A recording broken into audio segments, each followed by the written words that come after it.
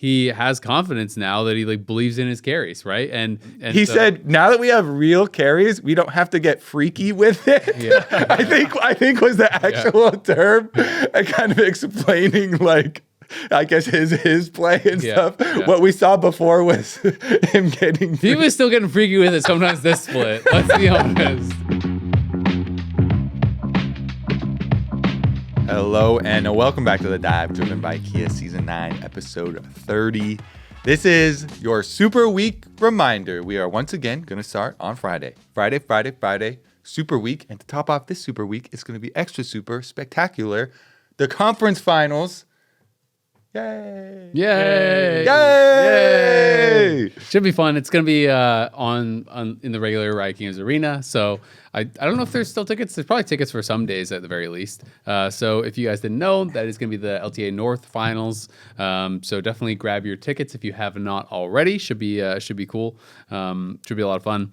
And yeah, it's going to be interesting because if we do have anyone make one of those lower bracket runs, then they're going to be playing back-to-back days, which we've never had before. So it will be a bit of that potential gauntlet, right? You know, if you want to actually get to finals from lower bracket, yeah, you're playing Friday, Saturday, and Sunday. So be a bit of a new experience, I think, for some of those teams. Going to see if they got the energy, if they can keep it up. Yeah, it's going to be hype because also I think, isn't it the Friday game will be like C900 Thieves, and the winner of that, it's like guarantees you go on to the like LTA North playoffs, South bracket. So, and if you don't do that, you can't go to Worlds. Yeah, that's actually a huge match. Yep. Which I don't know. As a C9 representative, I am terrified because almost losing to DSG was really something.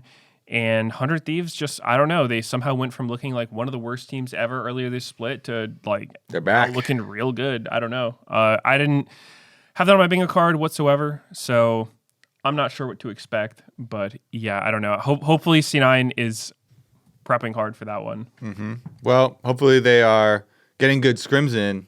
There's been a lot of talk about canceling scrims with Cloud9 and FlyQuest. It all started with that inspired interview that he did. Yeah, I talked to Reaper about it initially, and then I talked to Sven about it more this past week, and he had some extra info, which I thought was pretty fair that needed to be said.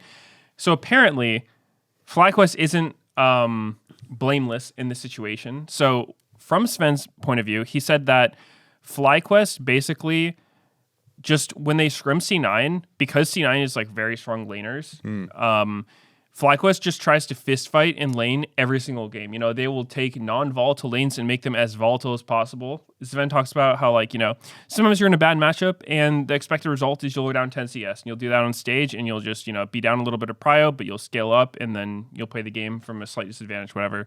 He says FlyQuest, especially in scrims, won't do that. They will just flip the matchup hard.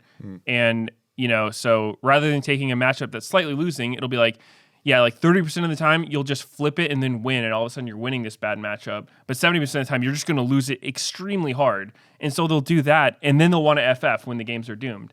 And so I think that's debated. That's probably worse, honestly, because, you know, from Sven's point of view, they're a team that's very good early game, but what they need to work on is their mid game, right? Like, we've seen it on stage. Sometimes their objective setups and their fights off objectives are not the cleanest. And so obviously, you know, teams want to work on that.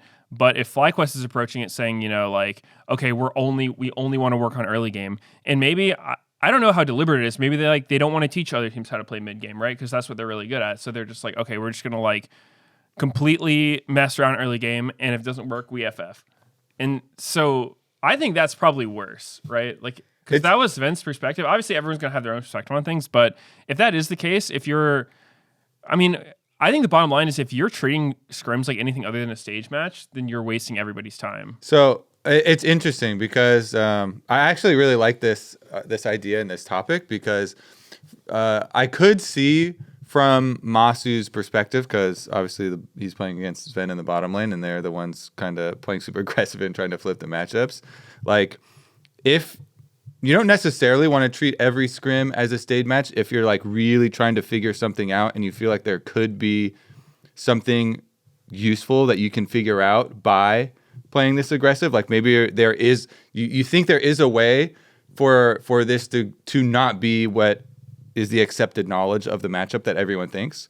But the next level of that is that Inspired also was kind of like low-key throwing shade at Masu and their bottom lane as far as flipping matchups in the interview that he did afterwards. So very clearly, the bottom lane is like flipping some matchups because Inspired was like, yeah, sometimes our bottom lane in scrims like just completely flips a matchup and throws, and then they're super losing, and then I don't want to go down there. I'm not going to throw my game because you threw your game, and so he was like, yeah, sometimes our scrims aren't that good because of us. So it seems like some of them and Inspired kind of feel like they also kind of take some blame in some parts. Yeah. And the funny thing is how Inspired ended that little story, and he was like, yeah, but it doesn't matter because I'm always fed and I'll just carry anyway. And so basically he was humble king. Yeah, so basically he was like, yeah, bottom lane in sometimes, our top lane in sometimes, but it doesn't matter. I carry these noobs. He didn't actually say those words, but we all knew it. That was kind of the vibe that he was giving off. And it's kind of interesting when you have two teams practicing and they kind of have different goals, basically, then you're going to have some headbutting. I don't know, because like something I've always seen teams do, like I know Double Lift would do this a lot, but like you can have 2v2 practice against another bot lane, right? It's like after scrims or on some day you just message another bot lane and it's like just individual practice. Be like, hey, let's run some 2v2 matchups. It's like, I'll play this lane, you play that lane, and we'll just like force all ins on each other. That's a very good point. Like we'll try extremely hard to win the lane and then we'll just reset once the lane's determined. And that's like an actual... granted, there's not going to be like jungle influence and like lane swaps and all that stuff that can influence it. But I think that when you're in scrims, you need to do your absolute best to treat it like a stage game because that's the only time you're going to practice it. I know the way that teams do scrims now is they just do full fearless games, right? So it's like, okay, now you have like your game one normal draft, like Corki versus Yunar or whatever. And it's like, oops, the Corki's got 10 kills this game. Like that might happen on stage. Probably not. So... I think it's really not doing anyone any favors when you play like that. You're going to get like bad reads, you're going to get bad practice. And then on stage, it's like people are just going to play safe. They're not going to go for these like overly aggressive stuff. I think I've mentioned it before, but that used to always be the problem when like there would be different brackets of scrims for the like LCS teams, right? It would be like if you were like C9, TSM, whatever, you would be able to scrim whoever you want, right? It would be like you just scrim the top team that you're not playing that week, and the games were generally pretty good. But on the flip side, like when I was on Optic, we were down in the trenches, and you would just scrim whoever would take you, which a lot of times was the other bottom teams. And the scrim quality down there would be so bad. Like I don't know how teams can even learn when they did that. So, for example, like we played against Echo Fox with Huni on it, and I always respectfully, I hated scrimming Huni because he played like an absolute demon. Like he would die to every gank. He would see me and he would still die to it. And so that I'd be like, okay, this is just bad practice. Like I need to just not go top so we don't end up getting so fed.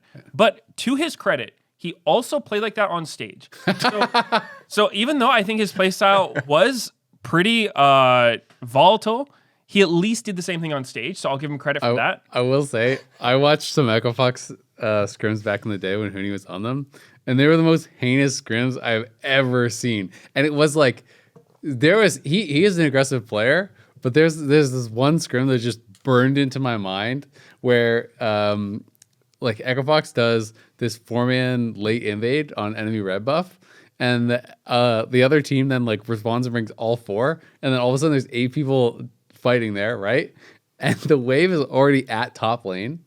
And Huni starts TPing from the wave to the red buff to start fighting because, of course, it wasn't locked to towers and stuff back then. Yeah. But he's level 1 TPing away from his wave. One team gets like 5-2 or something like that. And I think Huni's the other top laner didn't even TP, right? So he's completely screwed. Yeah, exactly. And it's just like, all right, FF, and they just remake. And I'm like, what are we learning here? That's why I support C9's stance of not allowing remakes for any situation because as soon as you can remake, people do that, right? It's like, I think Sven said something along the lines of, it feels like FlyQuest play the games knowing like, okay, we're just going to take this trade, and if it goes bad, FF remake, whatever. And it's like, all of a sudden, this thing that's high risk is not a high risk because instead of downside is you're playing out this miserable ass game where the other team's super fed. You're just remaking it. So I totally get it. I think teams that troll scrims are like doing themselves their practice partner and probably our entire region a huge disservice because it's like, I get limit testing. You do want to push yourselves, but like that's what solo queue's for. You can do matchup practice versus other teams. You can do that. But, there's not that many ways to actually practice the entire 5v5 of a team game. And that's like, in my mind, what scrims are for. So it's preventative discipline, basically. If you know that you can remake, then you're going to, play worse and stuff and have 4 scrims. It's interesting because there obviously is a middle line where some games you should remake and is in the interest of time efficiency, but it's about agreeing on the judgment of when to do that and also still approaching each match without the safety net, basically, that you have in your mind. And I mean, everyone's gonna have different opinions on it too, right? Because I can also see the argument of it's like, yeah, you can do 2v2s and stuff, which obviously you should be doing those, hopefully, to do the really crazy, just like burger flip stuff that you want to try. But I mean, range meta is actually pretty popular in supports right now, right? And playing like a melee versus range support matchup is not real in an isolated 2v2 without jungle interference, right? Like, unless they're going to try to like pretend, oh, jungler could be down here, so now I'm going to back off. You know what I mean? Like, if you're playing Alistar into Karma or something, like you just can't win the 2v2, right? Like, it's just not really possible. So I feel like... So I think what Sven's point would be is like, you shouldn't try. You should just accept that it's going to be a bad matchup. But from what it sounds like, is it's like they're flashing in level 1 and just committing to some like completely wild all-in that is like, not really a good idea to do. What do you think about the topic? Because I remember several years ago, maybe like even 5 years ago, this came up at internationals where this was a time when North America and Europe were always getting perma-pounded by, LCK and LPL. Any year. It could be a lot of years. I feel but like this topic came up, and this topic came up, and it was, well, maybe we shouldn't remake so many scrims because if we're going to be playing from behind versus T1 and all these teams so frequently, then we need to learn basically how to lose the minimum in bad situations and learn comeback mechanics and learn what to do when things go wrong, because you're not allowed to remake obviously on stage at international games. And then people would like credit some like of the miracle comeback games of like, oh man, it's because we never remade our scrims, or we always played it all the way out type thing. And it makes me think of stuff like, oh, Shopify upsets and stuff like the way that like contracts in them always are like looking to fight their way out of bad situations.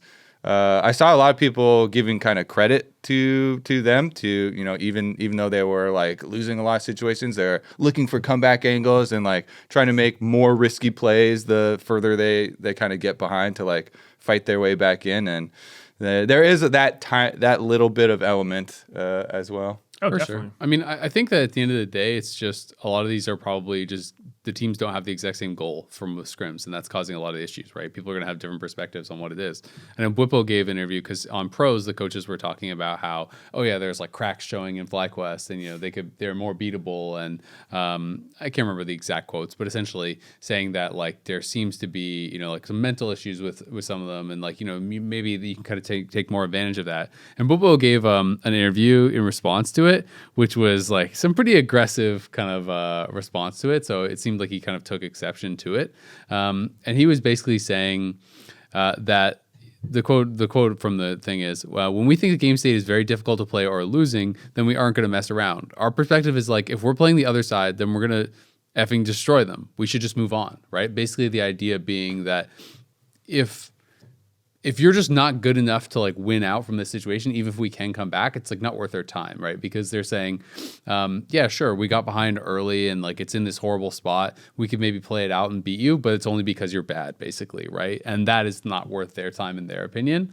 And of course, if they're causing all these situations by just like burger flipping level 1, then that's pretty different. But I do think that there is something to be said for that as well, right? It's like there is benefit to knowing how to play from behind, but also if the game is like 99% won and you're FlyQuest, do you really want to play out this game that like, maybe in 1 in 100 games they can come back or whatever? Like, is that a good use of your time, or is it better to just remake and start again at even? So I can kind of see different perspectives, and it all just depends what the teams want to work on. Because it's like, for Shopify, it's cool that they are able to sometimes find these upsets and these moments where they can come back and try to fight their way out. But at the same time, I could see the argument that it's like, well, that's not your core issue. Your core issue is like the fact that you're getting blown out in some of these lanes and things. And like, shouldn't that be more your focus so you don't have to come back, right? So I think it all kind of just comes down to teams maybe having different perspectives and different kind of like desires from it. And for FlyQuest, I think the way that every time I've talked to them and the way that they give interviews, it's like they basically feel like they are trying to prepare and practice in a way that they believe is going to help them against international competition more so than regional competition, because they have an 80+% win rate in scrims and stuff, and so they already feel like we need to be looking at it in a way of like what is going to be useful for us against these other teams, And I know I was talking to Busio when I did an interview with him, and he was talking about how in scrims, one of the difficulties is, playing out a situation and realizing, well, we should have just like lost the game here, or we should have died here, but like our opponents weren't good enough to realize it or good enough to actually punish it.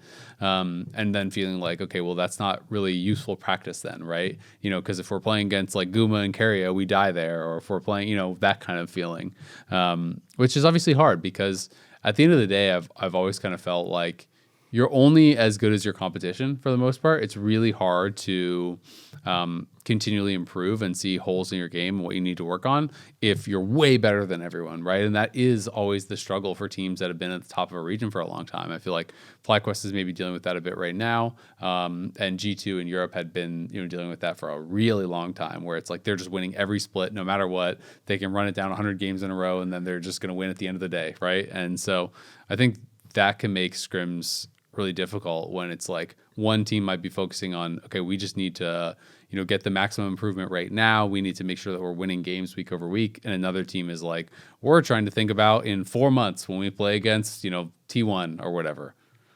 Yeah, definitely. I mean, I think it's all going to come down to like intent for the most part, right? It's like, I think, like you mentioned, there's probably some middle ground, right? Where it's like, if a game is just completely doomed, it's like, you went for some kind of like 3v2 or like 3v1 tower dive, and somehow you just fumbled it unbelievably hard, and you're dead, and now you cannot play the game anymore. They're like, Camille, that's like a 5-minute Trinity Force or something. It's like, all right, well, this probably isn't a good use of anyone's time.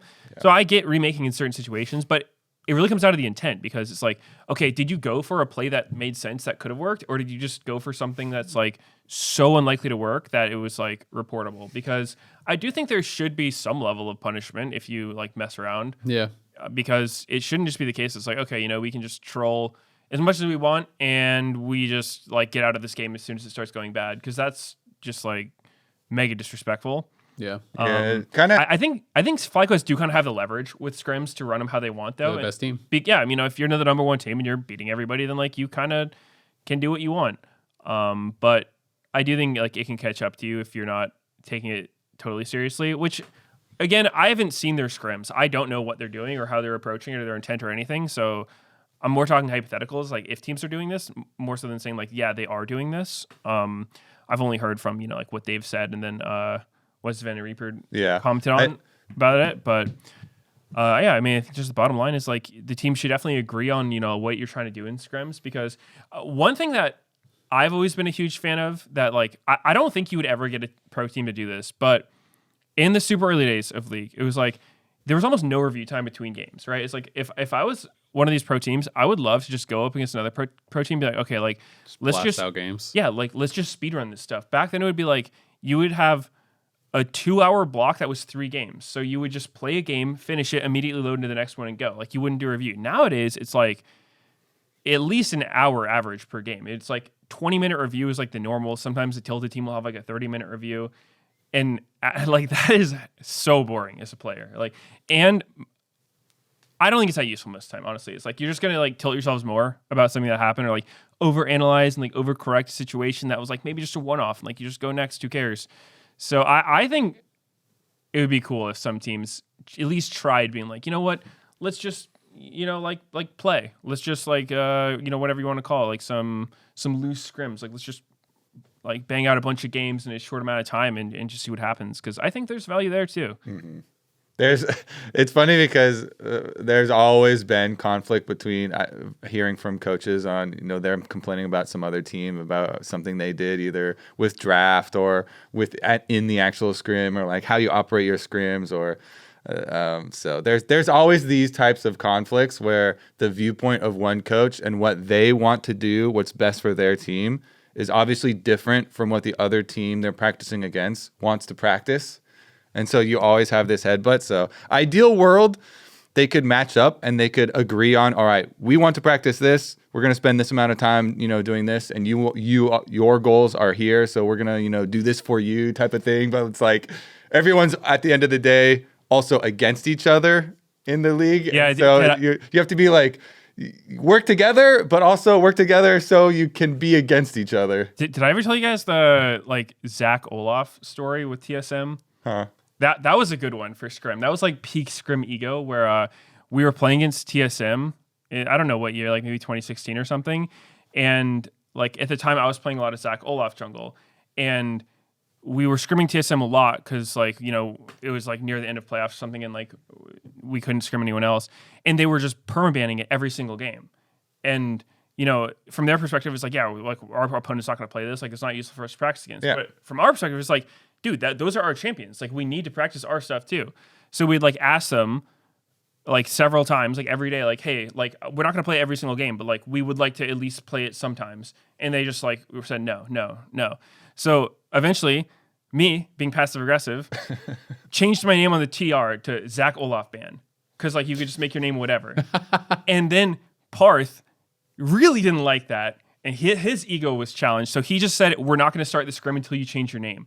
Because they worried that okay, what if I somehow got lobby leader and then someone looking at the lobbies sees someone named Zach Olaf banned, so they know we're banning Zach Olaf against C9. I'm just like, dude, what? Like that would hurt us more than anything else. And that's not a secret. Like, yeah, people know I play this stuff. And so we just got into this stalemate, and like Jack and Reggie had to get involved. We were just like sitting there egoing each other, and it was just like a complete mess. So like, it just reminded me of that, because that's what I'm talking about. Yeah, that stuff. Like, that's crazy. That definitely happens. That was a wild one. The last thing I'll say is the last part of this interview from Bwipo I thought was kind of interesting, right? Like, you know, it was with the concept of talking about the holes that they were showing that Demonte had talked about on pros, and he says. At the end of the interview, he says, and I'll say this very clearly so everyone understands, we have the strongest mental and we try the effing hardest when it comes to winning a lost game on stage. If they want to judge us how we perform in scrims, that's fine. We'll see you on stage. Apparently the cracks were not showing at all. Apparently you got 3-0'd pretty much. I mean, sure, it was a 3-1, but you got 4-0'd basically in my book, even when we played our sub. So I don't know what to tell you. You can cope as much as you want, but this is the reality. And so I'm like, you know what? At the end of the day, they're the best team, and they kind of get to set the culture that they want in scrims because everyone wants to scrim them. So, you know, it's kind of in his book, and regardless of where your opinion lies on how it should be, this is kind of how it is, right? If you want to be able to set the tone, you kind of have to be able to be proving you're better than them, and they need to want the scrims with you badly enough that they're willing to adjust. So it is definitely was... it seemed like he took exception to some of the words for sure. There was also that went hard. Yeah, I like that. Yeah, he went in for sure.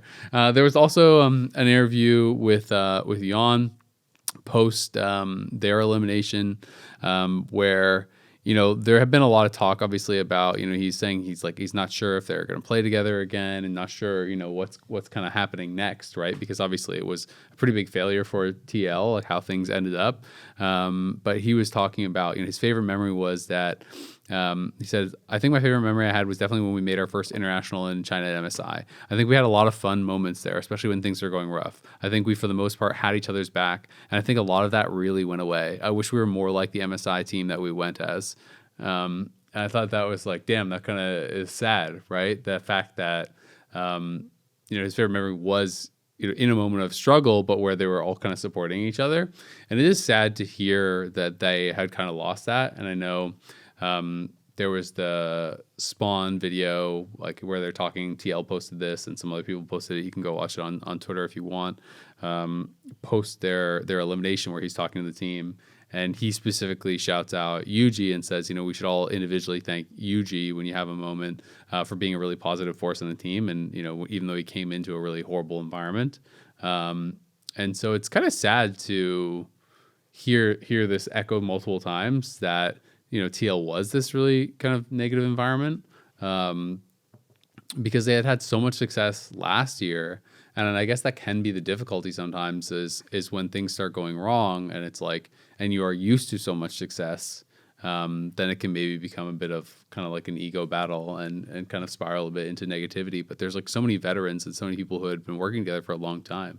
I guess I'm just sad to hear that they weren't able to kind of like work out those issues. It is weird to hear about because it's like, where's the negativity coming from? Because it sounds like from almost every individual source, they're all kind of echoing the same sentiment, right? But clearly something in the team was having these like really high expectations, and I don't know really anything on the inside of TL, but my impression from watching them the past few years and stuff is like it just seems like an extremely stressful, tense environment more so than any other team where they're like, they're always pushing themselves really hard, grinding really hard, but then also coming out with interviews saying like, no, like everyone's replaceable kind of deal. I remember when I first heard that, I was just like, wow, that is like the worst thing I would ever want to hear as a pro player on a team. Like what? Especially, I think it was like not an indirect response, but like kind of soon after APA said like, yeah, nobody on this team's replaceable. So it definitely seems like there's like some different sentiments within the team where now Jan is, making it sound like he wants that team where everyone had each other's backs, but somewhere along the line that stopped happening. I think the video is definitely worth watching for people on the Twitter for Team Liquid League of Legends because like Spawn is very direct in it, and he says that this is one of the worst team environments that has existed. And he says that I hope it was eye-opening for some of you. And in the room, APA is not in the room; it's everybody else. And he says, I hope this was eye-opening for some of you as far as your attitudes that changing jungle didn't, like fix everything. So to me, that line very clearly hinted at, there's 3 other people in that room that are not jungle and APA is not in the room. He did say he was going to talk to APA individually afterwards. But it sounded like there was some attitude of, jungle is a problem thing, and switching jungle, which is a League of Legends universal truth that we have all lived with for 12 years now. I mean, it like it's a very like serious video, and it's like I guess even reading more into it is all going to be speculation and everything, but yeah. I think it's like as pointed as things get without actually like saying exactly what went wrong. And so at the end of the day, it really is sad, but they've had some individual performances go downhill as well as the team performances. Sometimes when individuals start playing worse, then there's friction of like, am I playing worse? Are you playing worse? People have a tendency to blame others a lot of the time. And so that's when the line about, I hope this was eye-opening, that like this didn't save everything, kind of is a direction for people to look more inward type of thing, which can be really hard for video game players. Yeah. I mean, for anyone, really. I think it can be hard to kind of like accept that it's, things are your fault regardless of what it is. That can be a tough pill to swallow for some people. And I mean, the truth can be that UMT was responsible for a lot of losses, but also that he was responsible for a lot of really good things, right? And I do think UMT faltered in a lot of their biggest moments. When you think about, TL, when they were, them last year, they were obviously looked at as like the best lane swap team according to a lot of people. Even some of the LCK and LPL teams were saying they're the best lane swap team in the world, and they were an international threat. And when I think to their 2 series that they were close against T1, there was like big moments from where he faltered, but he also got them there, right? And did have a lot of really big moments as well, and a playstyle where he was kind of sacrificing for the team a lot of the time, I think. And so, yeah, I guess it's easy to not appreciate what you have until it's gone and you can kind of see the comparison. And, it is tough, obviously, for UG to kind of fill those shoes, but clearly things did not work out for TL whatsoever. And, I mean, seeing all the videos and stuff afterwards is tough. The fact that they went out, 0-6 in playoffs, being a team that had expectations as high as they did, even regardless, you can say whatever you want about split 1 format, but they still won the split, right? And to go from that to getting knocked out in 5th, 6th, I guess, and not winning a single game in playoffs is a pretty massive drop throughout the course of the year.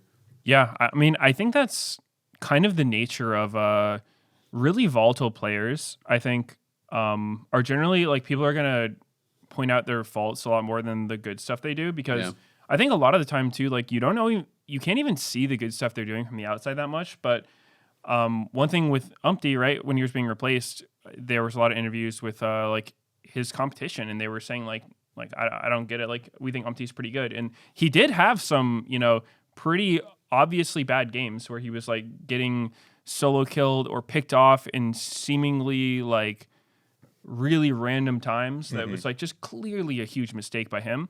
And obviously that's not good, but I think this good stuff he was doing probably was going under the radar and didn't get appreciated much, because I can think of a lot of players like that, like Hill is saying, Mickey X, like even Blabber to some extent, where it's like these players are like very successful and they've done really well for a long time, and a lot of their competition like highly respects them, but some of their mistakes are just like super apparent, and then people latch onto those. And so I would hope that like as a team, their teammates would have their backs in their moments of weakness, right? It's like, if your teammate makes like a really horrible play one time, but they're a good player and they're solid, like you just have their back and like help them get past it, rather than I would hope teams aren't doing it, but like if the teams are also like they read the Reddit post and they're like, huh, it is Umpty's fault, like it's not me, like it's him, like we need a new jungler, obviously. That would be like really, really bad. Yeah, I mean, you don't have to read the Reddit post to feel that way though. If you're just thinking, we just lost because this play, people have a tendency to boil down games to one play, even though obviously it's a culmination of 100 or 1,000 things. I also think it's interesting to think about this Team Liquid team was kind of constructed pre-Fearless. And then we quickly moved into a world where everything's going to be Fearless from here on out. Yep. And we were speculating, which teams are going to be most heavily affected by that move. And this was always one of the teams that people talked about a lot, which is just kind of another little interesting thing to think about. And like when people are going back, connecting all the dots, what happened with the downfall, and everyone's like Fearless, trying to like investigate what's going on here, what's going on there, and conjecture over, all these different things. But, that type of thing, League of Legends is like a constantly changing game as well. So like it's pretty hard to keep a team together for a super long time, but this team did stay together. Well, I mean, obviously they made the jungle changes and stuff, but like the core of this TL team, was kind of built, and they had their rise, and it feels like they had their fall now. So you have to think changes are there's going to be 100%. some changes now, and yeah. I mean, Steve has never been one, I feel like, to kind of like sit back and just leave things as they are with the teams if things aren't working. So, yeah, I mean, it's hard to know how much is going to get changed. Spawn even said he doesn't know what, his future is with it, obviously, because he's coaching for, I don't know exactly how much of the year, say like half or something or whatever. He's coaching remote from Australia. So it's like, hey, maybe the coach decides we want someone who's in person full time, which I think would be a shame because I do think Spawn is a great coach. But anything would be on the table. So we just don't know what's going to happen with TL going forward. But I do think it is very safe to say this is the last time we'll see this iteration of TL. with this exact roster. So we'll have to see what comes for 2025. But of course, we should talk a little bit about all the games that we had this last week. But before we do that, we're going to take a quick break, and then we'll be right back after these messages. Ready, set, go!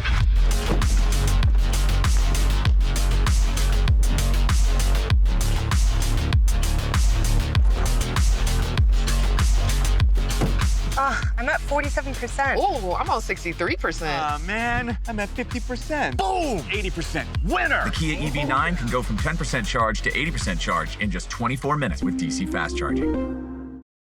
Welcome back to The Dive, driven by Kia. It is time to talk about the LTA Week 6 matches. Cloud9 versus Disguise. Should we just start there? They did win. Cloud9 won the expected result as far as who won, but it was 3-2, very close. And honestly, I feel like this could have been a very different series had Disguise not had that monster Otacon throw. And what was that, game 1 or was that game 2? I think it was game 1, right? It was game 1. And even with that, they still could have won game 5. Yep. Like they had a winning position, I feel like, in game 5 as well. This is crazy that it got that close. This was one of the matchups that I think everyone was thinking is like the most lopsided one coming into it as far as, possible upsets. We literally on the analyst desk made a graph of the biggest upsets of all time in the history of the LCS. Yeah. And we're putting this one at the top if it was going to happen. And so it got really close to actually living in that world. I will say, before we dive into all of the nitty gritty, and Cloud9 for sure, we're looking way worse and making a lot of mistakes. Disguise also deserve credit for improving and being a lot better. When we were talking about them when they first came into the league, this was no-brainer, worst team in the league, and people were even like, "Is this the worst team in the history of the league?" type of deal. Like 2 to 3 weeks ago, they just won their first series ever. Yeah, the whole year. And then they win all these games versus Dignitas, and everyone's like, "Well, I guess you're getting kind of good at beating Dignitas now." But they really ramped up. I think the substitutions, of course, were huge for them, but they're definitely on an upward trend, and they need that because they're going to be playing in eliminations. But yeah, Meteos, Cloud9 analysts, what do we got here? Talking to the squad. Dude, that was the worst series I've ever watched. I was so stressed out the whole time. I mean, starting from game 3 onwards, because it started pretty good, right? It was there was game 1 was kind of close, and there was an Otacon throw, but then going into game 5, I was like, wow, it's over. GG. We're getting reverse swept because I don't know, it was so weird. It's this whole year XU has just not really performed that well, and then he just decides to have this series of his life, especially game 3 and 4, whipping out his Sylas jungle was just completely insane. He picked Sylas into Blabbers Xinjiao and just turbo gap the entire team. I don't know. It was really nice to see DSG do well. I will say that. If I didn't have a personal investment in C9, because also why I was freaking out is that usually I go film the C9 podcast with the team right after their games, right? And so I'm like, dude, it's gonna be so awkward if they just get reverse swept and we sit down and I'm like, hey, how's it going? And they're just look at me with complete death in their eyes, and I'm just like, oh yeah, reverse swept by DSG, probably not that good. So I was just praying, I'm like, please don't lose this. That would just be awful. Luckily, yeah, think of me. Think of me. What is that going to do to me when you guys lose? I'm so uncomfortable asking you questions. No, but it was really cool for DSG's side to see them put up a fight, because we were saying, it was what is a successful season for DSG last week? It was they're probably gonna get 3-0'd, but if they at least look competitive, if they show some kind of fight in them, then that'll be good. They showed some kind of fight, all right. Yeah, it was crazy. And then I really like they had some, I think, clips from Castle's interview last week talking about the series. I think this was going into game 5, and he was so spot on with it. He's like, yeah, I'm feeling pretty good about it. All the pressure's on them. We just have to throw them off a little bit, and then that was the interview I did with him before the series. It was the day it was the day of. Yeah. Okay. Yeah. So seeing that one, I was just like, wow, like how do you know? Like that's so spot on. Yeah, I was talking to them off camera for a while too, while we're waiting for the interview to come and stuff. And he seemed like he was actually confident, like unironically confident. And I was like, this is kind of strange, right? Like, where's this confidence coming from? Because he was like, I was like, how did scrims go? He's like, oh, it went really bad. And I was like. He's like, yeah, we lost. I think it was they got maybe 5-0'd by FlyQuest, or I can't remember who it was, but he said they got stomped the day before or whatever. I was like, oh, like how are you feeling though against C9? He's like, actually, I'm feeling really good. I think we can win. And I was like, huh? And he's like, yeah, they're all like they should be the ones that are super nervous. He's like, they lost in the upper bracket when they weren't supposed to. They're not supposed to lose to us. Like one bad thing happens, he said, and they're gonna tilt. So he's like, we just have to make like one good play, and C9 are gonna lose. And I thought that was, I thought it was really, really interesting.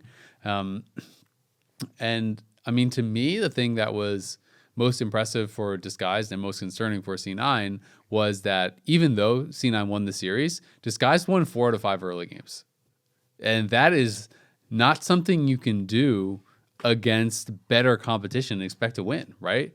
It is very hard to play from behind. If you ever look at like average gold leads and stuff like that in the early game, it is pretty rare for most teams to come back. From being down like even like 1, 2, 3K. These types of leads almost always result in loss. It feels like against good competition. So, I mean, these guys did a really, really good job. They won 4 to 5 of the early games. They were looking like they really were able to put a lot of pressure on C9. There's obviously going to be so many like what if moments for them, right? Like the Otacon was horrible in game 1. Dude, that's a rite of passage for teams this year. It's Yeah. just like, how can we have the worst Otacons ever? It is. I think they needs won to the be award studied. for that one. That one was crazy. It was. They literally, Loki is sitting beside them on the wave, and they just started it in his face. And then they're just tanking the Azir and doing the like XU, I think maybe tried to engage, and like Darkwings tries to go by. Like they're just all going like 1v4 into Cloud9, and I think blasted. That was just a XU disaster. got like stunned against the Otacon and took most of his HP. I think, which like kind of started off a bad series. But I mean, Loki actually had such an insane series. I think almost all their wins were just off of his monster performances. Like even that game 1 on Azir is like, I feel like every single good thing that happened for C9 was off of a him. shuffle. Off of like a crazy flash shuffle by Loki, just like a game-winning shuffle, because it wasn't looking very good.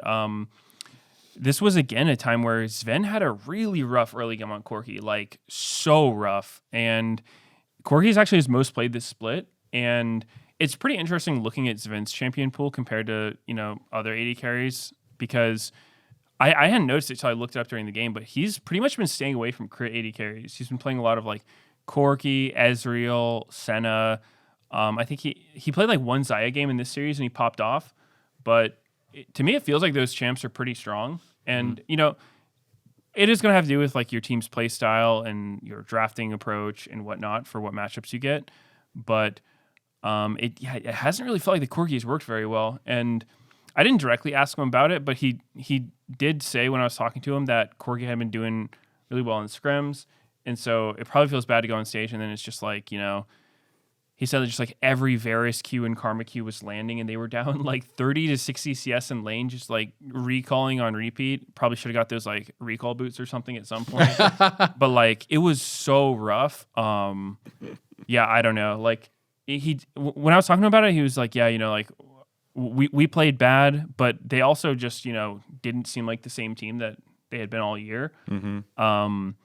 I do think C9 is used to winning their early games a lot, like in all their scrims and in stage. So then he said, like, yeah, like because we lost lanes so hard game 1, like it kind of threw them off, and they kind of like, lost their momentum that they were expecting to have.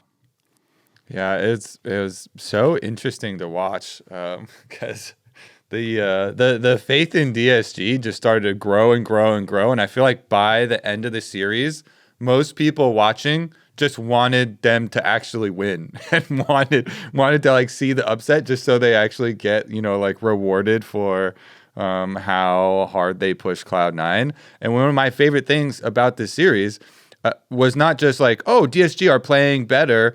It was also like how they were were playing these games and how they were drafting, it was with full confidence. So if you go through some of the risks that they took as you progress in Fearless, we always theoretically, like, oh yeah, especially if you're the like lower rated team and you're the one that's supposed to upset, you should be pulling out more champions that well, and there's a chance that your opponents don't know the matchups well and won't know how to react as well. They did Poppy Anivia. That is like so fun and so cool. Like we even did back when we had the Mastermind show and we would like create compositions just for entertainment and stuff. We had like how many walls can we get and how many wall interactions and stuff.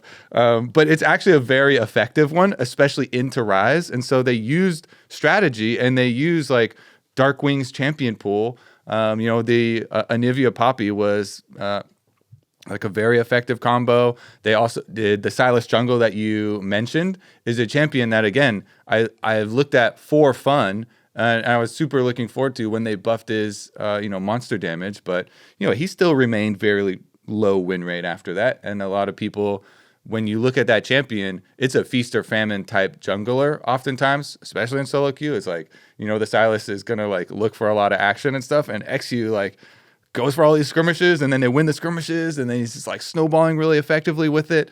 Him and Castle winning the 2v2 and then being able to like take over the game. And you're just like, wow, this team is doing an upset and they're doing an upset in the way that gets the most people on your side because they're using like their strengths and their champions and they're playing those things with a lot of confidence on stage versus a team that is, highly rated and supposed to be better. So I was like really impressed with all that from Disguise, like the strategy as well as the execution and the confidence that they had. I felt like coming out of this series, it was hard for me to imagine them not absolutely pounding whoever is going to play them in the promotion tournament. Oh yeah, now I have like omega confidence now. Yeah, XU gave an interview where he was talking about like how he just had. Are you gonna go ahead? I want to see if you're gonna say the line that I'm thinking of because he said a line that was pretty. Now that we have real carries. Thing? Yeah. I feel like that one's pretty disrespectful. It was disrespectful to his past teammates. But go ahead, say the full quote. Well, I mean that's the gist of it. Is basically that he has confidence now that he like believes in his carries, right? And the way he phrased it was very disrespectful to Scary Jerry and Abadaga, but it was like now that we have real carries, or now that and he said, now that we have real carries, we don't have to get freaky with it. Yeah. I think was the actual term, kind of explaining like, I guess his play and stuff. Yeah. What we saw before was him getting. He was still getting freaky with it sometimes this split. Let's be honest. XU had some monster throws this split too. I gotta look up the actual. Even against Dignitas, he had some of the craziest engaged throws I've seen. But I felt like XU had a great series. I feel like across the board, DSG played really, really well. There's a couple moments that definitely they're gonna really want back. Like I said, the Otacon was a major one, but even in Game 5. Darkwings on the Casio played that fight but by mid lane, like over the wall, like really poorly, where he kind of almost did this like Casio 1v4 flank when his team was like winning on the other side in a 4v4. He kind of like came up 1v1 and he was kind of like messing with Loki, I think, and then tried to like go all the way in and commit to a fight, but then just died for free. And then Loki got I think a quadra in that fight, and then you're kind of like, okay, well Zeri just got 2 kills from the top lane dive, just got a quadra here. We've all been in a game like that. Zeri's one of those champs, especially where there's certain champs where I feel like when they get that many kills, you're like, all right, it's over. Yeah, it was funny too because as soon as I saw Zeri locked in, I was like, yeah, that's Loki Zeri mid because he's been spamming it in solo queue. Mm-hmm. And the C9 dudes mentioned afterwards, it's like, yeah, like that's been like his go-to for game 5s and scrims. Like he just whips out the Zeri and just like completely 1v9s on it. And he actually carried that game so unbelievably hard because if you remember the C9's bot lane was having a terrible time early. Like they first picked the Leona and Vulcan was just kind of like chain dying early. They had that 3v2 dive where one thing that I didn't notice at the time, but Huhi made a nice play of so I guess the normal thing for spellbook supports is like 6 minutes you do the TP thing for tempo, right? It's like you see it almost every game, but he actually switched to exhaust, recognizing that the dive was coming, and so Blabber like flashed in on Zyra for the dive, got exhausted, and they just didn't have nearly as much damage as they thought, and so they just died for free in a 3v2 dive. But then Loki showed up and cleaned it up, turned it into a 2-for-2 still, but like, you know, as opposed to a 0-for-1, that's like pretty big, and it kind of got himself accelerated a bit. So I think Loki just really, really clutched up in this one, which is sick to see because, you know, he's been, I would say he's been pretty solid since he's joined C9, but like every once in a while, you know, he has some like off games or like rookie stuff, right? So I think being able to clutch up super hard in a game 5, especially in a situation like this where there's insane pressure on you. You're about to get reverse swept by a team that you should be way better than. Just being able to like stay level headed and put on a huge carry performance like that, it's like really cool to see from a rookie. Yeah, this series was almost one of those ones where people joke like, all right, we're going to take part of everyone else's salary and we're giving it to Loki. Because like without him, Cloud9 probably get upset. Yeah. I mean, if they had gotten knocked out there, that would have been crazy. Yeah. So I want to read the rest of this quote because it is actually so funny from XU. I looked up the actual lines in their interview with Sheep Esport, and he did say that he doesn't have to get freaky with it to try and win anymore because they have real carries now. But the follow-up one is almost even more funny because they ask him about the drafts I was talking about, the Anivia Poppy and the Jungle Silas. And he says his coach has just been super horny for Anivia and really wanted to play it whenever possible in scrims because he thinks it is OP.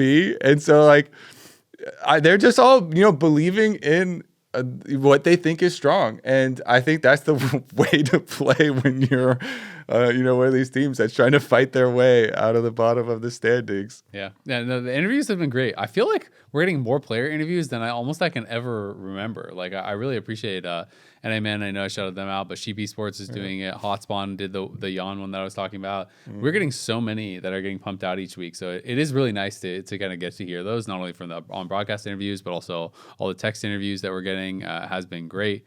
But yeah, that series, very concerning, I think, for Cloud9. We'll obviously talk more about their future matchup later. We had the 100 Thieves 3-0 sweep over TL. Doka came on the desk after this and was like, yep, fully expected. But everyone I was talking to, even coaches and pros and stuff prior, were like, even if they thought 100 Thieves was going to win, like I thought 100 Thieves was going to win. I predicted them, but I thought it was going to be close. Everyone told me it was going to be close. It's going to be a bloodbath. Both these teams aren't very consistent anymore. You never know what you're going to get, blah, blah, blah. And TL kind of just got smacked. Like 100 Thieves are on a tear now, and they are coming out of this like looking so much better than Cloud9 by comparison, right? Because they actually show up, they have a clean series. The vibes are all of a sudden feeling like they're immaculate on 100 Thieves again, and it feels like everything is just kind of clicking at the right time for them. Yeah, I mean, I was surprised. I predicted TL last week because I just thought, like even though 100 Thieves is doing well lately, I still feel like TL's a better team. But yeah. I was dead wrong. They were not a better team. They were looking pretty bad. So yeah, I don't know. I mean, we talked about it before, but something about that team is just not working out because, these games just were not close at all. And I think part of the coolest thing is that this did remind me of vintage 100 Thieves. Yeah. Like Quid and River are popping off. FBI has been playing so much better. FBI to me has been I don't know if he's been going under the radar or he has been getting, some flame, but I felt like he had been really underperforming previous. And he played so much better. But like some of these plays, I was in the very opening game. I was casting this one, and River is doing some crazy stuff on Xin, and Xin is not like the most insane type of champion where you can pull out too many like insane Lee Sin mechanics or something. But River was making it look real close, and like he was moving in like perfectly prepping all his Qs to go flash in and keep people there just in time for the Jin bullet from Ultimate to come through on tower dives. And like he just went Super Saiyan on that. Quid was popping off. He was doing some stylish sombrero flashes with Orianna to get shockwave kills on people. And like 100 Thieves were just like, it reminded me of what I feel like is the perfect professional play of you're just playing with your friends, having fun, kicking ass at League of Legends. It's like the original. I always think of the original Cloud9 with one of my favorite junglers, Meteos, Will Hartman on it. That 14.2 KDA, or what was the KDA? 12.7. 12.7. It was the Zach that always got banned out by TSM, by the way. Of course. And the Olaf. But that team with like Sneaky and High and all of them were just like Good vibes. give it good vibes. They would always give funny interviews. They were just having fun playing League, and they were like, winning doing it. And that's what this 100 Thieves brought back. And you mentioned even Dokla, and Dokla came back in. I feel like ever since Dokla's come back in, he has been so outspoken, and just every time I see him is just smiling and coming up and cracking jokes, and it just feels like I mean, He's obviously really happy to be back. Obviously the vibe diff between these two teams, especially with the Spawn video coming out afterwards, is like the freaking Grand Canyon. With how now we have even more insight into how bad actually the internal was on TL. The craziest thing to me though with 100 Thieves is how their vibes just seem to have like flipped overnight. Because even the first week when they had Dokla, I remember doing interviews with the team, and it did not seem like those players were happy. Like you go out there to do interviews sometimes, especially when we're not on the main stage, because it's like very close quarters, right? You're standing there and you're listening to all the players, you're like right around them for a while, and sometimes you just feel uncomfortable, right? Like it is just like there's just tension, right, in how they're talking to each other and stuff. And I felt like even that first week that Dokla was in, Dokla was kind of vibing, but like the other players were not seeming like they were having a good time. And just from one week to the next, it seems to have kind of completely flipped. And I do give Dokla some credit for that, absolutely, because he was a player that changed, obviously, and maybe there's some of that kind of honeymoon phase. But also, like you're saying, Kobe, like he's just having so much fun. And I was asking him about that, and he's just saying like it basically really made him grateful to be back and to be playing, and kind of really feels that he's appreciating it more because he didn't have it for a while, right? And he was also saying that he realized, when he wasn't playing, that the way to be a pro is you should be just saying what you think, and and like having fun with it, and giving good quotes and doing these kind of things, like for content, because that is a big part of it, of building that brand and getting fans and all that. And so I think he really seems to have kind of had that attitude shift and wanted to come in and be more boisterous and be more himself and stuff, and talk his shit and have his fun. And I think it's been really cool to see that. But I feel like this was another example of, and we had a number of giga mid gap series. It felt like throughout the weekend. I mean, Quid went 23-30 and did almost 950 average DPM in this series. Like that is crazy. And I feel like Quid had not been having the best split. Loki had a monster performance. Not that Dark Wings played bad at all, but like Loki was obviously a monster. And in our other series as well, Quad, I think, who had been getting a lot of criticism, and people have been looking at him as kind of a weakness for FlyQuest. He absolutely turbo gapped mid lane in their series. So it was definitely a weekend of some like monster mid lane performances. And this 100 Thieves is pretty scary, I feel like, for C9 to be going up against, because if they're vibing like this and River and Quid are playing like peak Quid River, that team can beat anyone. Yeah, I'm worried for him for sure.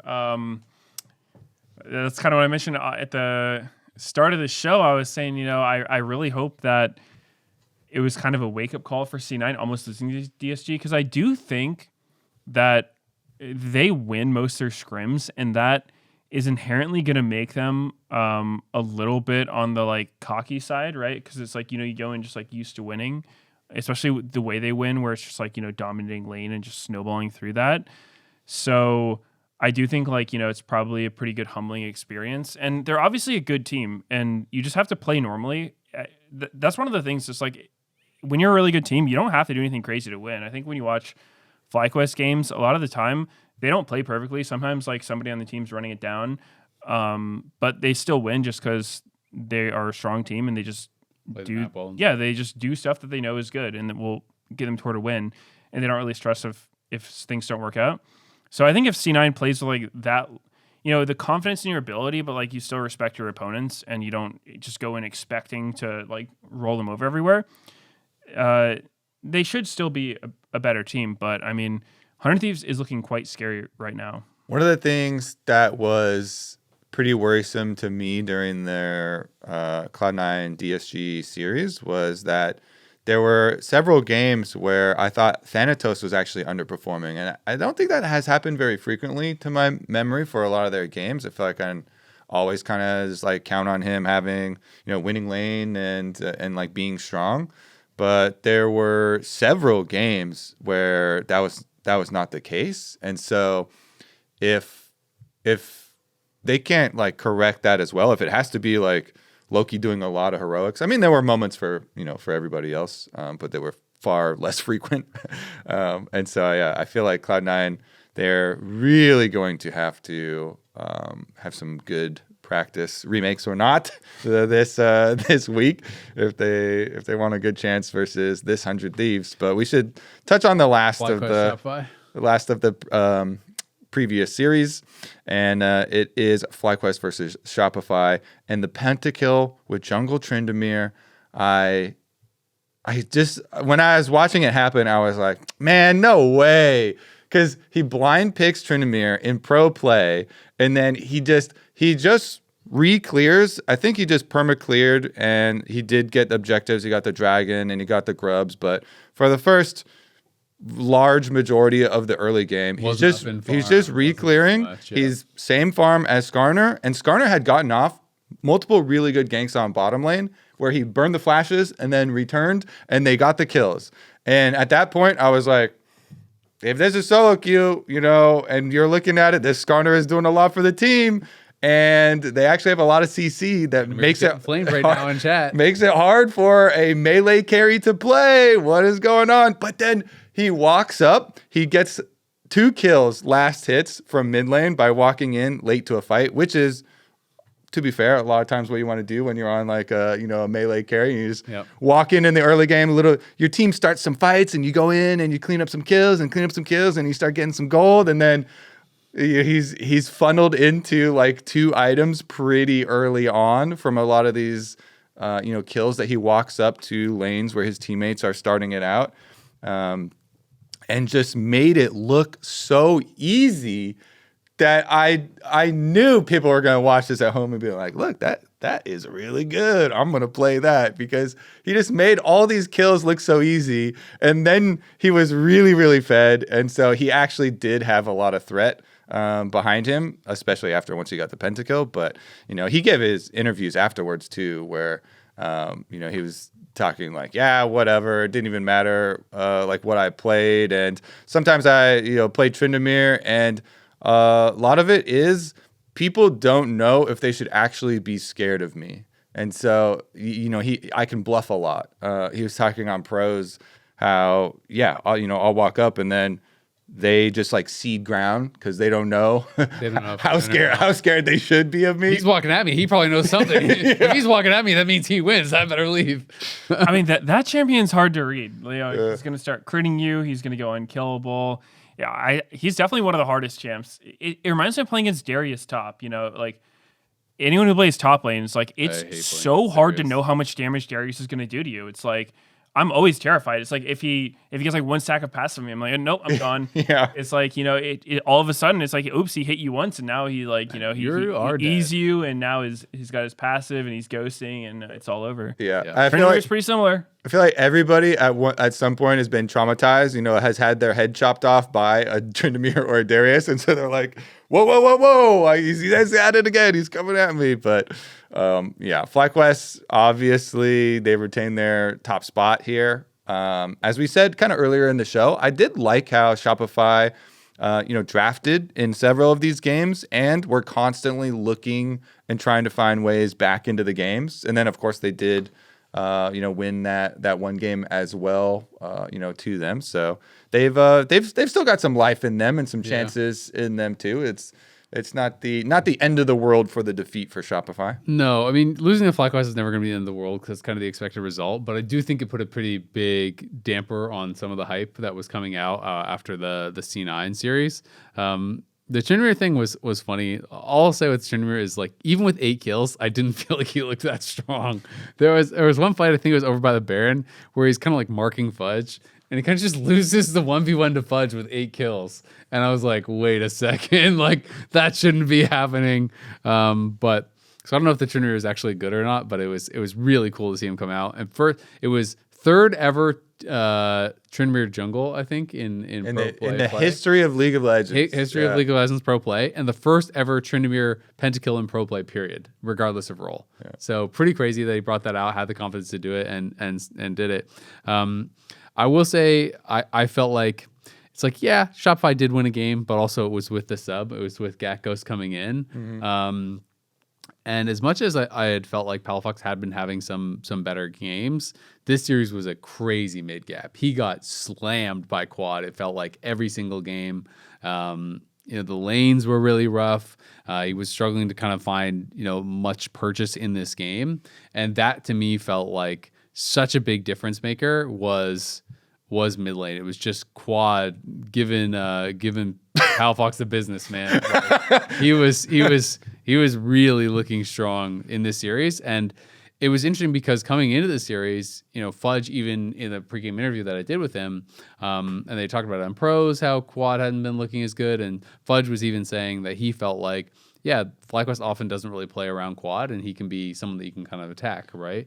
But he was looking really, really good again. So I just feel like a lot of these mid laners kind of out of seemingly nowhere had such a great week, and Quad just felt like he really, really stepped up. The team looked incredibly dominant, and they look like they're going to be so hard to beat because, I'm just not sure that anyone is even close to their level right now unless someone can kind of like make one of those big jumps like we've seen some of these other teams do. Cloud9 had been the team that had really felt like they were toe-to-toe with them, but they have kind of really been having a lot of struggles. The team that took them down wasn't even close, I felt like, in this series whatsoever. So that's kind of the big question on my mind is, can anyone now step up and really be able to challenge this team? Because they have just looked so much better than everyone else. Like they just feel like they're just cruising right now. They can play all the different stuff. They can, play super standard. They can play wild stuff. I feel like they have the 2 best players in the league easily right now, in Inspired and Busio. And if Quad is playing like this, then they're just the GOATs.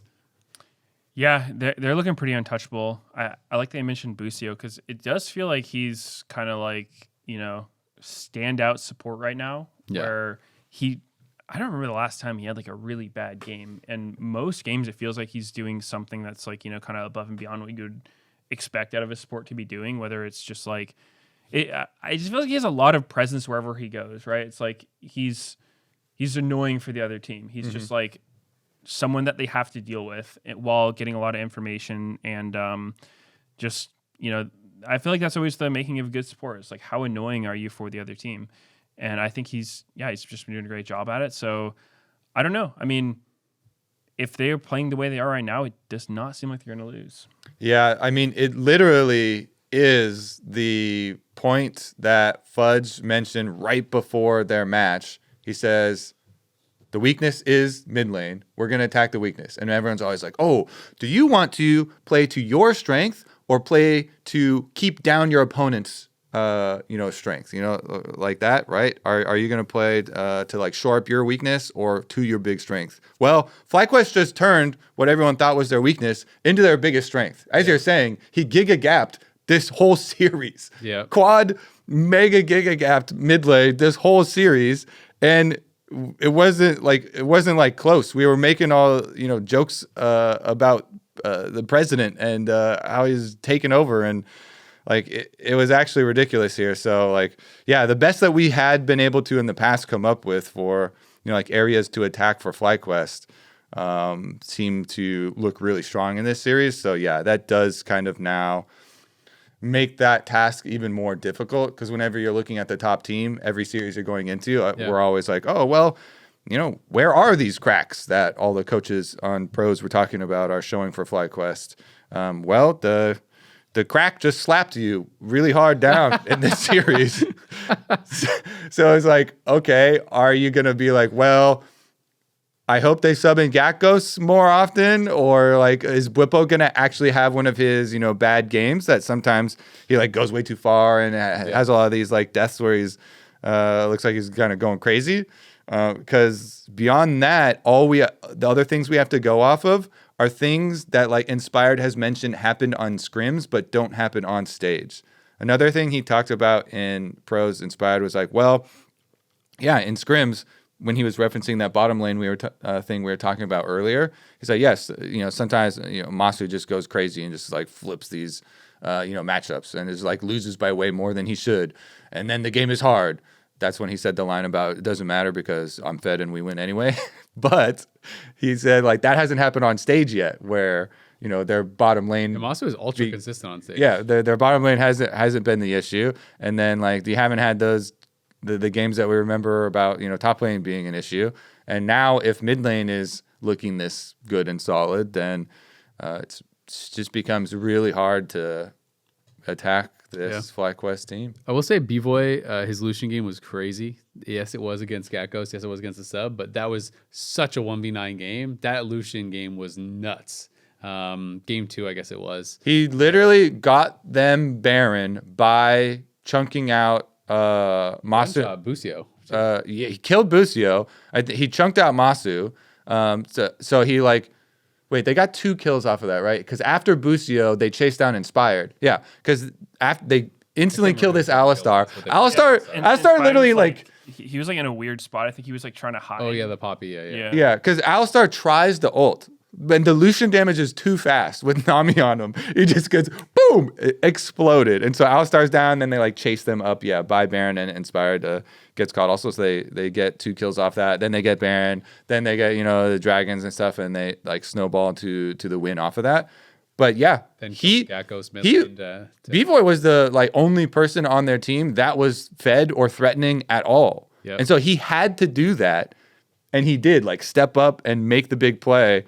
To just kill off one of their opponents, which resulted in another pick, and then results in Baron, and like it earns them the game. But that is the definition. Like you are the only threatening person, and then you make the play that earns you the objective that snowballs you into victory. So that was very impressive from him. Super impressive. I mean, he got like mid lane, he caught Gakos, forced his flash, and then Gakos kind of like walked back up, and then he jumped on him and killed him again. But it was like, those games obviously feel so good when you can pull it off and when you're playing games. Because often when you're mega fed, if it's in solo queue or whatever, often your team is just kind of winning, and then it's like you don't really get to have that chance to like be the person who's just dominating because the game ends too fast or they FF or whatever.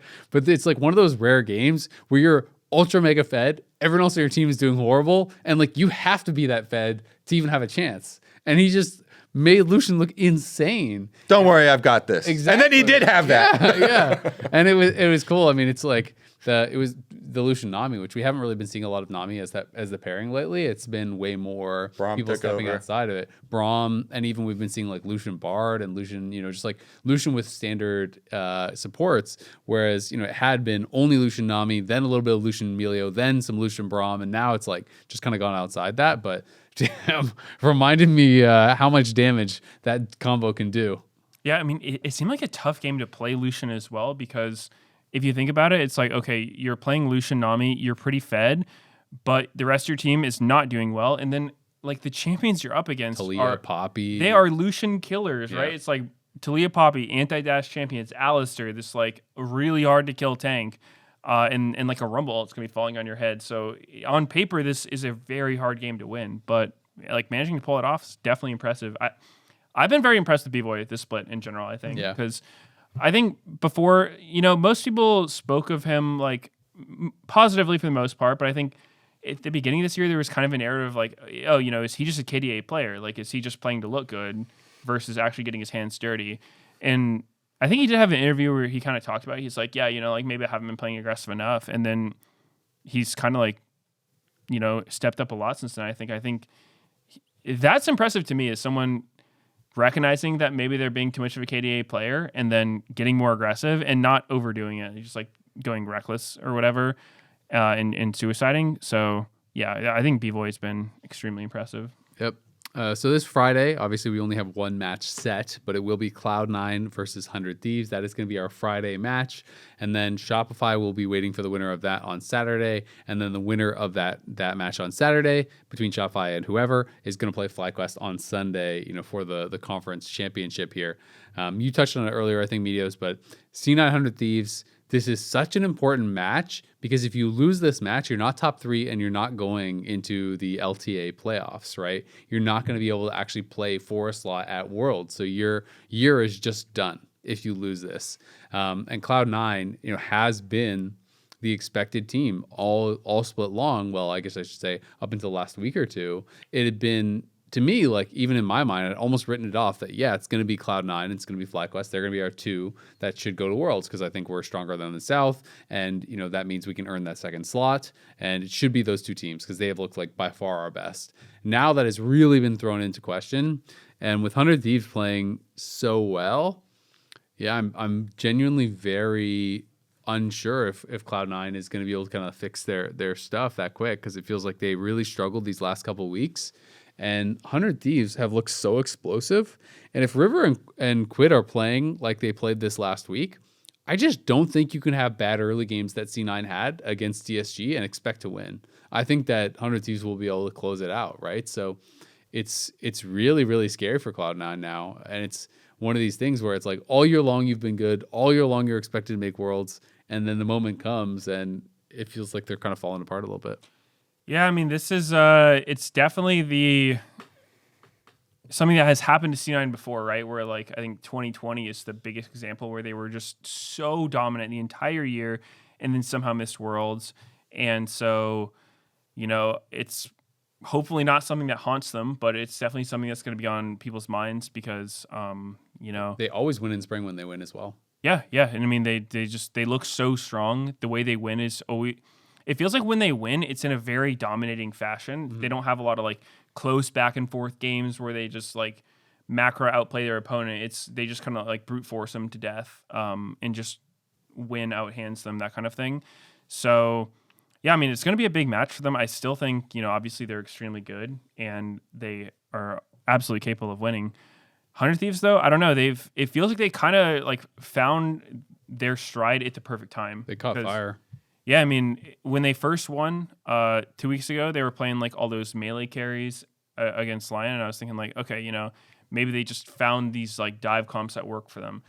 Then against TL, they were winning with all the comps. I don't think Quid played a melee. He was just playing Oriana and all this stuff, and I'm just oh wow, that's scary. They're just playing standard stuff and winning. So I think they've got really good drafts and playstyles for the meta we're in right now. I think Dokla has definitely filled a hole in this team because you can see a lot of the time with these teams, it's going from a veteran player to a rookie or vice versa can have such a big impact like we saw on TL, right? Going from Umpty to Yuji. It might not even be that player's individual performance, but it's just all of it, maybe the way that the rest of the team can play out because when you have a rookie, you're kind of holding their hand, making sure they're doing the right thing. Whereas with a veteran, you can just completely focus on your own thing, or maybe they're even helping you. So, I mean, they've looked a lot stronger. Mm-hmm. So I don't know which way this one's going to go. Honestly, I'm real scared for C9, but I'm obviously rooting for them. The other side of the story, I think, is very exciting now because some of the biggest stories we've had in the LCS history, people remember back to the epic Cloud9 gauntlet run. That's a legendary, time in the league. This 100 Thieves run, from their point of view, is going to be a gauntlet run because they started in the lower bracket here.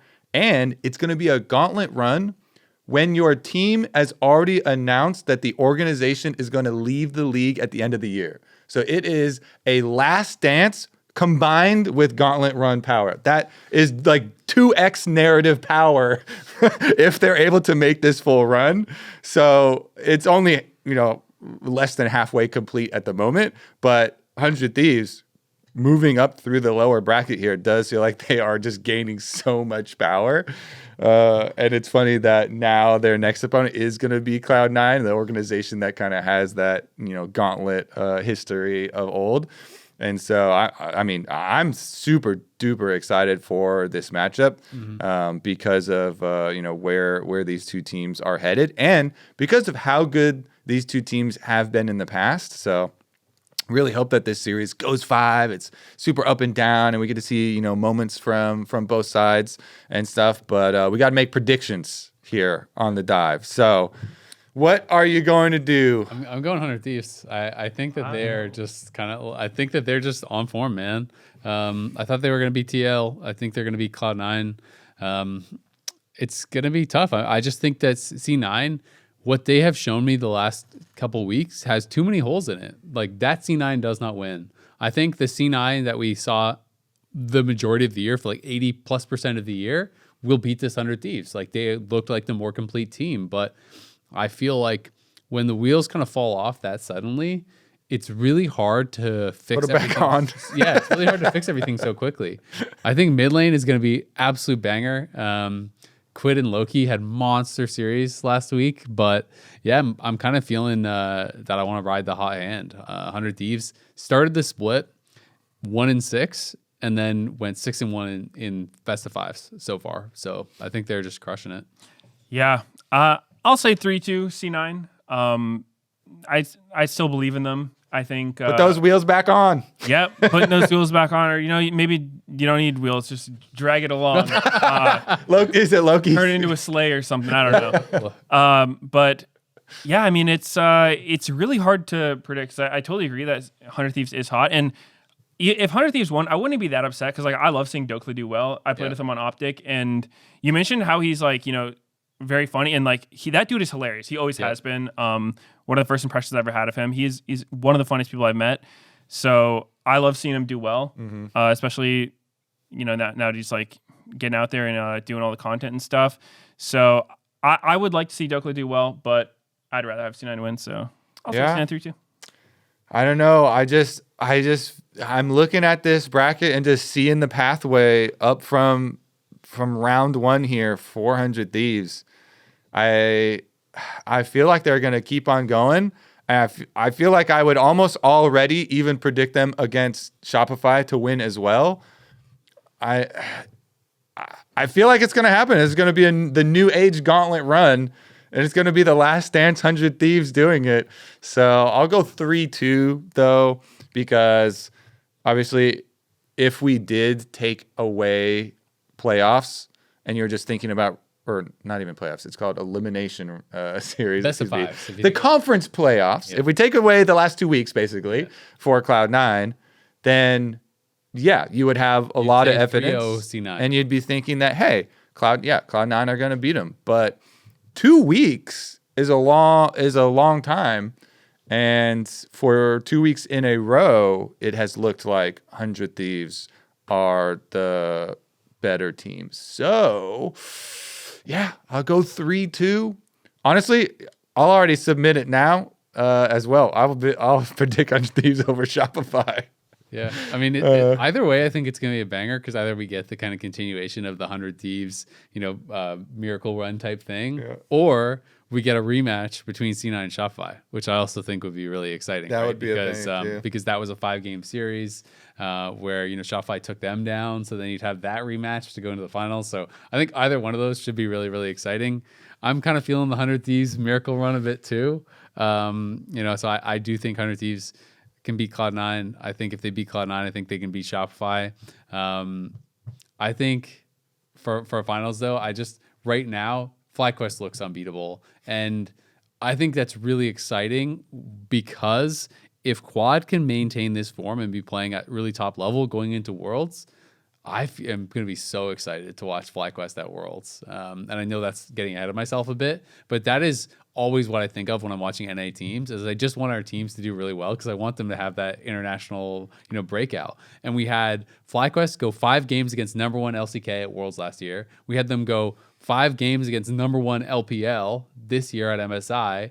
I feel like this Worlds, if they're informed, this is the time they're going to do it. This is the time they're going to get that big best of 5 win. So if they are playing on form, I think that'd be super, super exciting. And to me right now, it's like we got a League of Davids versus the Goliath, right? And it's can someone figure out a way to kind of crack FlyQuest. Dude, I was already there. I was already there at MSI. They should have beaten BLG. They had that game at the Nexus.